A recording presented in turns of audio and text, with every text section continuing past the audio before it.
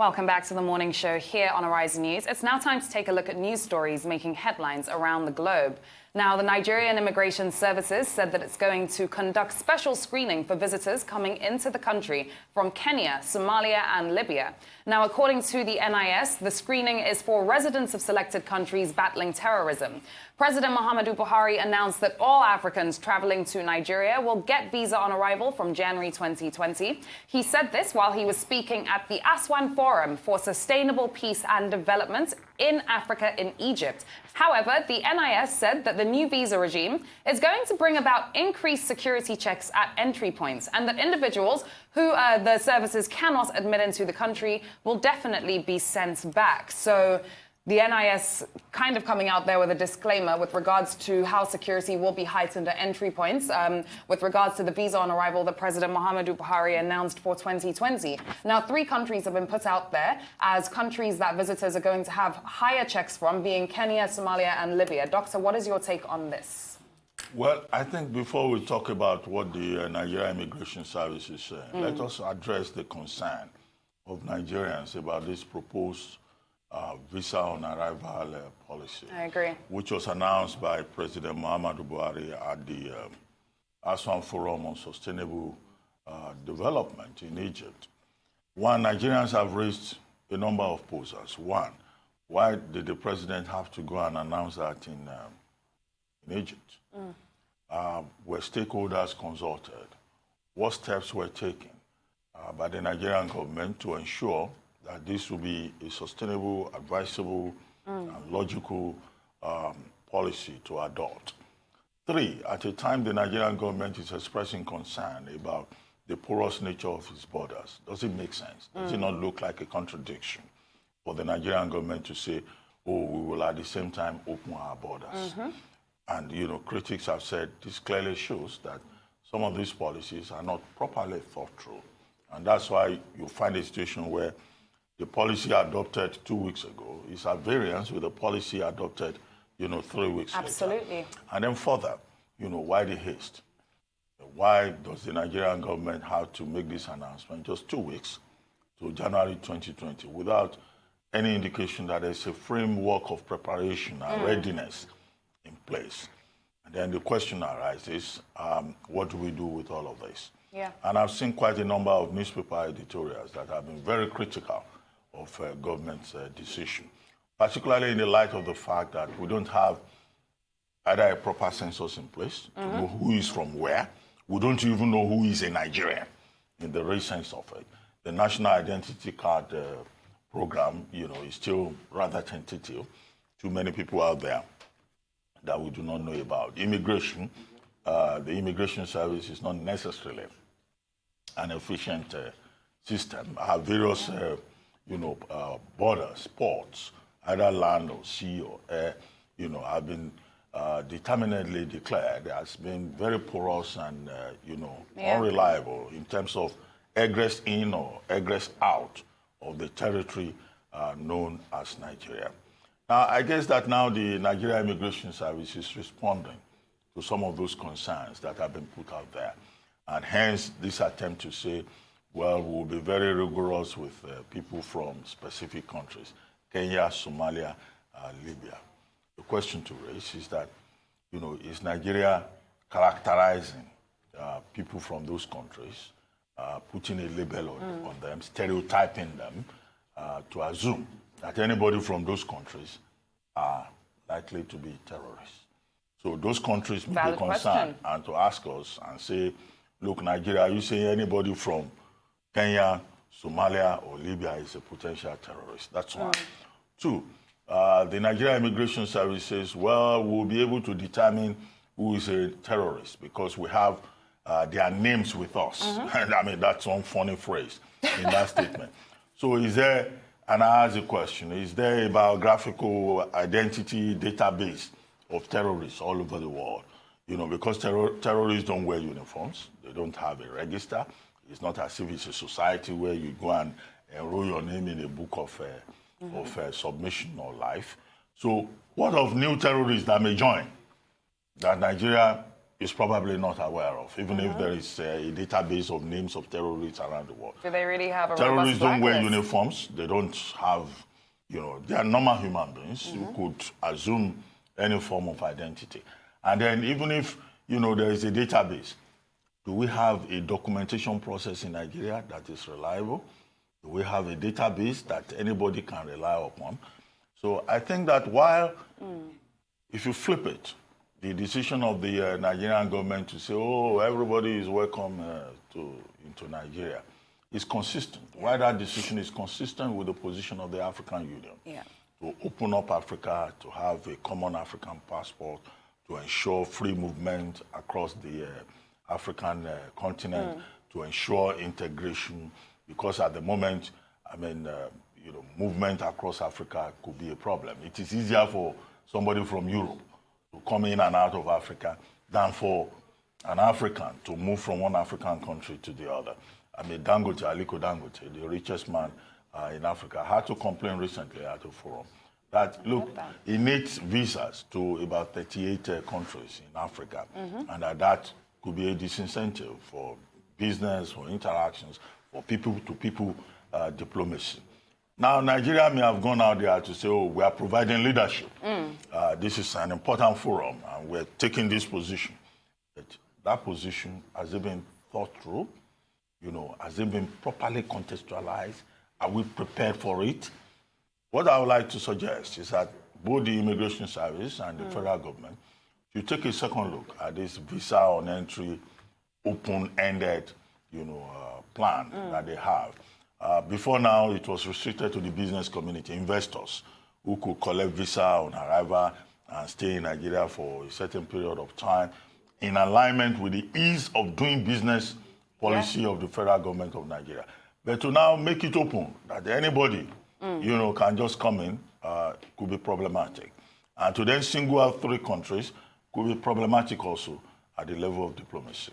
Absolutely. I like the fact, Doctor, that you pointed out that announcing this 2 weeks to January 2020 does not necessarily suggest that this has been a well-thought-out plan. Normally, when plans like this are underway through governments, we hear about it a couple weeks, months before, and there is notice, because that is why public opinion exists, because the public then have time to give their criticisms to what this policy is sort of suggesting, and no one got that. All we got in this particular situation was, hey, we're getting visa on arrival, or all Africans are going to have visa on arrival coming into Nigeria. This wasn't even announced in Nigeria, and yes, it does not necessarily sit well with the people. Very good analysis there. Let's take our next story. Now, following the threat to suspend its operations to Nigeria by the Nigerian Civil Aviation Authority, the NCAA, Turkish Airlines have agreed to return all leftover passengers' baggage from December 13th to 17th. Now, the airline has also kept to the directive of the NCAA to deploy bigger aircrafts on its 3 Nigerian destinations to ensure that both passengers and their baggage are taken to their destinations at the same time. Now, this was contained in a statement that was made available to our sister outfit this day on Sunday and signed by the spokesman of the NCAA, Sam Aduroboye.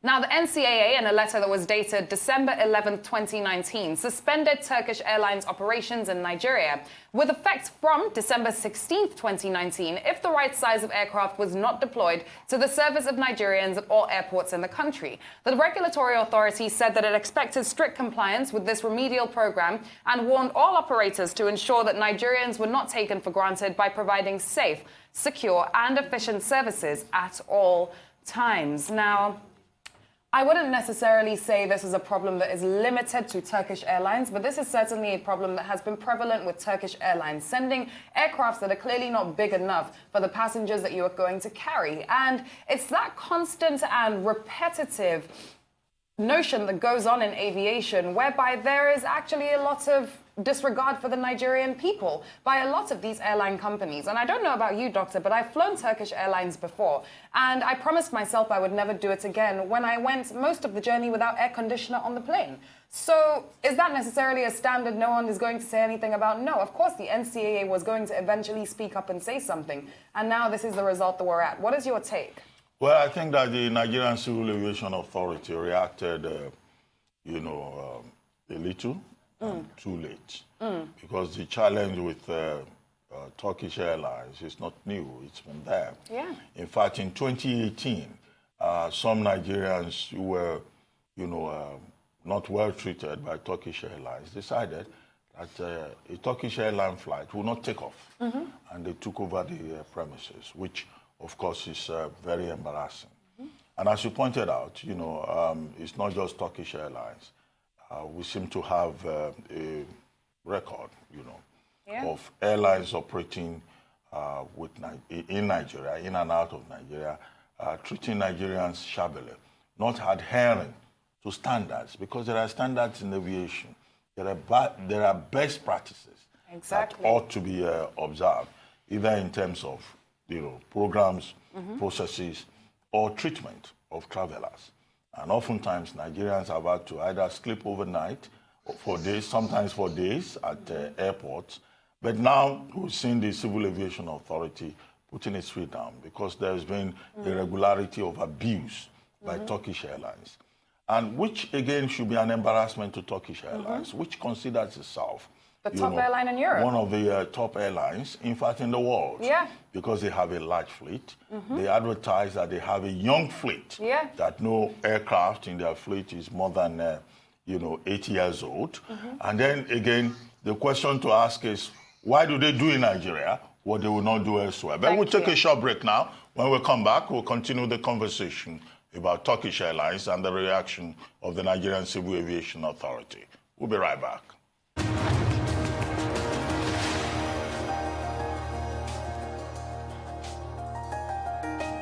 Welcome back to the morning show here on the Arise News channel. Well, Leila, before we went on break, we were talking about the Turkish Airlines in Nigeria and the reaction of the NCAA.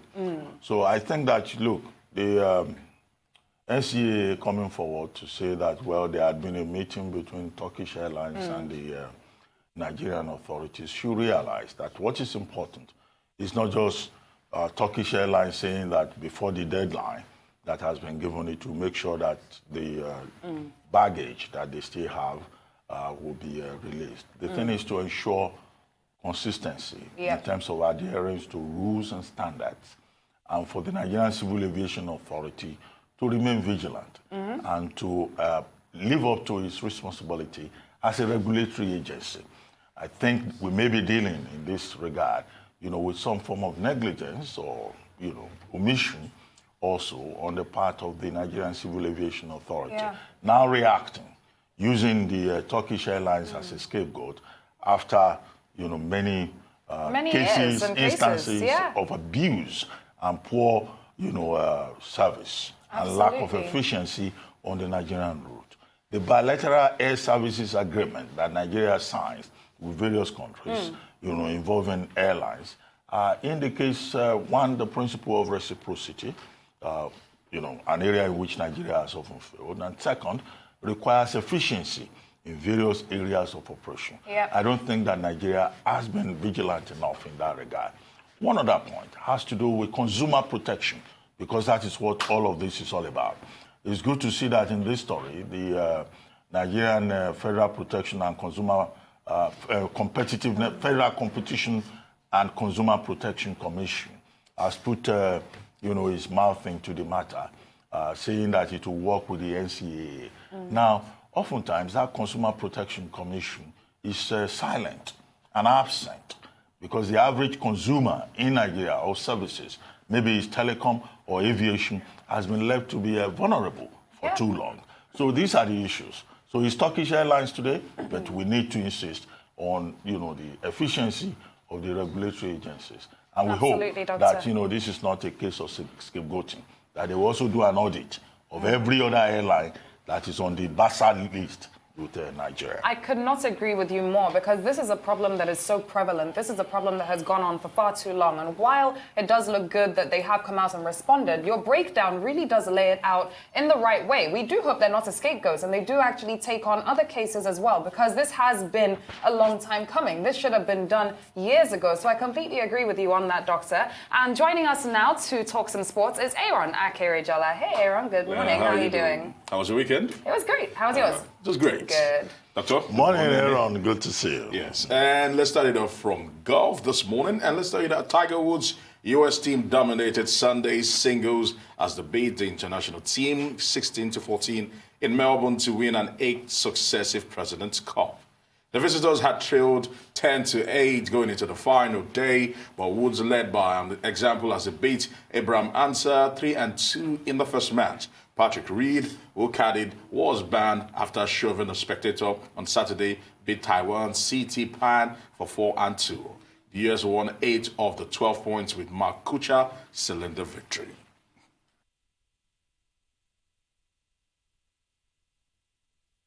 And now the point is Tiger Woods has had a massive year. And that statement doesn't even do justice to what has happened to Tiger Woods. Because a lot of people had written him off and said, this is a man that belonged to the yesteryears of golf. He was one of the biggest names in sports after the marriage scandal, the infidelity. No one expected his comeback.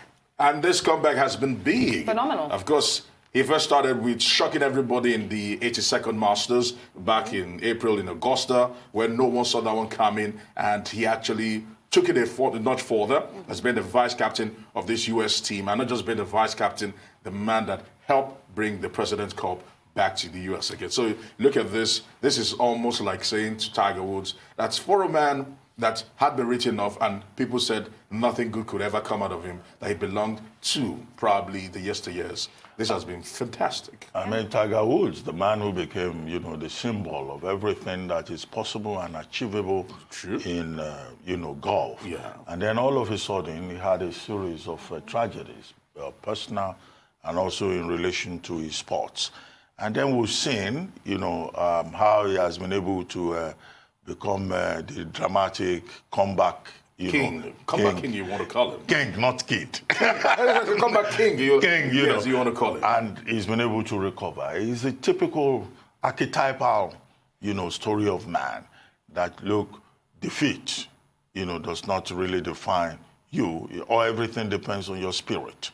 And I think that is a fine example of what is achievable, by the human mind. Now, he's the second playing captain. He was captain of the team, to lead, the U.S. to win at this significant moment. So it's more of an achievement for the team, but it's also for him a personal achievement. Yeah, crown him. And the love that he has received, from his own teammates and also from the public, I think it should be a great source of inspiration and encouragement for him personally, and a lesson for many persons who may stare defeat in the eye and who may be called upon to, exhume a stronger spirit from within and to forge ahead, to defy all the odds. I think that apart from returning to win the Masters and, winning the President's Cup, we may still yet, we may still see a lot coming from Tiger Woods. We hope so. He's a celebrity in sport. Golfers, and I mean established golfers, look at him as a celebrity. So that says a lot about him. Oh, of course he's a celebrity, Tiger Woods.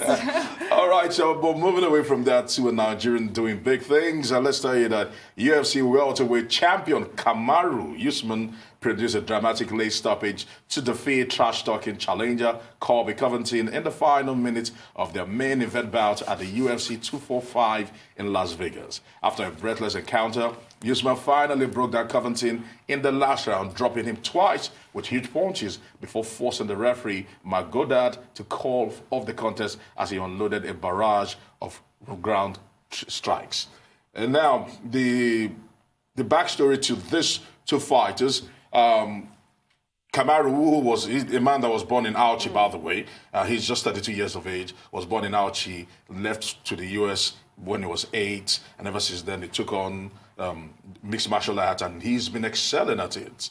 And coming into this bout, Covington tried to get under his skin because one of his brothers had problems, and he spoke about the brother, trash talked the family, said Kamaru was a drug user, that he needed to be tested, that he's been winning, because he's actually the defending welterweight champion in mixed martial arts. And Kamaru just promised him one thing, that he will not make the loss quick. he was going to try to extend it as much as possible. To inflict as much pain as much pain. Yeah. And once again, Kamaru did it. And the beautiful thing about this, even though he holds an American passport, everywhere he goes to, he goes with his daughter, carries a Nigerian flag, and always ensures that Nigeria is always up there. And right now, we have several Nigerians who carry mixed passports that are doing great, great things for themselves and also doing Nigeria proud, and also writing some of the bad narratives about Nigeria around the world. Yes, I like the point you just made about rewriting the narrative on Nigeria, you know, either locally or internationally. And I was having a discussion with someone on WhatsApp, you know, over the weekend on this, when I was, you know, showing excitement that about the fact that some Nigerians have been elected into the British Parliament. Kemi Badenoch, Chiongwura, Florence Shalomi, and I think 2 others who are, you know, in the British Parliament. And the person was reminding me that, look, we refer to these people as Nigerians. We claim them, including Anthony Joshua. But we have the enabling environment in Nigeria, you know, to support these people. But when they excel internationally, just because they carry you know, a Nigerian passport, because Nigeria recognizes dual nationality. And then they symbolically carry the Nigerian flag, like Abiru Usman here, like Anthony Joshua, only most recently. We then say, oh, this is an achievement for Nigeria. And the person told me that, look, yes, while it is good to celebrate and identify with such persons, we can produce more persons like that by providing the infrastructure for sports development in Nigeria, for intellectual growth, for self-actualization. Absolutely. So, because I know you must have brought this story because you're excited. Kabiru Usman is one of us. The truth is this, what you're saying, you're spot on this, but we're hoping that people like Kamaru, for example, who was born, inspires a lot, because the typical example of this is a man, Daniel Igali. He's a House of Assemblies member in Bayelsa State. He actually left Nigeria and took up citizenry in Canada, won medals for them in Canada in the Commonwealth Games, came back to Nigeria, and today, wrestling is doing so well because he has invested not just his personal, he's the president of the Wrestling Federation, but he's invested personal monies and also with the connection he's gotten, and he has taken them very far. Right now, Nigeria is out there and in the map when it comes to world wrestling. Aaron, thank you. Well, but we can produce more. We're hoping that's if we pay more attention to our potentials and talents and opportunities. Thanks, Aaron. All right. We'll see you tomorrow. That's all on the news headlines.